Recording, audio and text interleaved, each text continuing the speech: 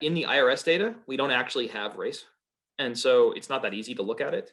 We can look at it with the institutional data from colleges. So we can like look within certain colleges where we have data at some of these patterns. We can't paint as quite as broad of a picture as you might think we would be able to.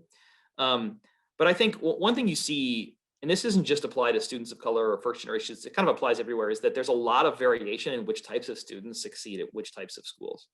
So you got some schools where like the graduation gap between let's say low income students and rich students is very small, and somewhere it's very large.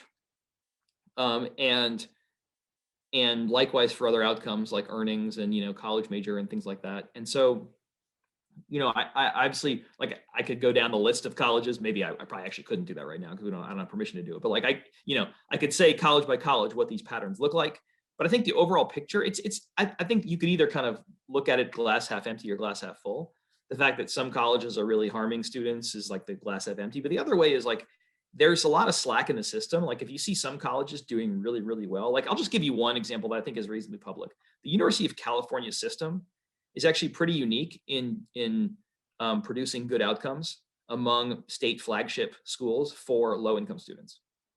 And it has been for some time. And you can see that in the data. And if you ask them, and there were some articles written about this, why that is, it's because they have an intentional strategy of helping those students and giving them the support they need and like providing them with peer groups, checking in much more often than they do with well-off students. It's the kind of thing, honestly, that every student gets at a school like Harvard, is that like you're just not allowed to fall through the cracks. There's always somebody there to help you. And I went to state school, Ohio State, and like nobody cared if I missed classes for 3 weeks. Like nobody cared, and nobody knew. And so in that kind of environment, it's the people who have the kind of social supports in their life anyway who make it through, and the ones who are carrying the load by themselves who often don't make it through.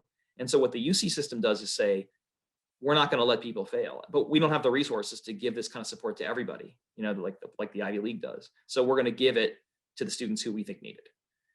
And to me, it's like, it's not really that much of a mystery, actually. Like these people, these are young adults. They're not full adults. They all need help, even the rich ones. Some of them need more help than others. And education's a people business, and people are expensive. And so if you don't pay for supports, you get a lot of dropout. And if you do pay for supports, you get less dropout. So to me, it's like not some kind of magic thing. It's like, you can't just admit people and, mix it in and like hope the magic happens. You actually have to support people when they're on campus. Particularly low income students and students of color, people who need the support because they don't have it elsewhere.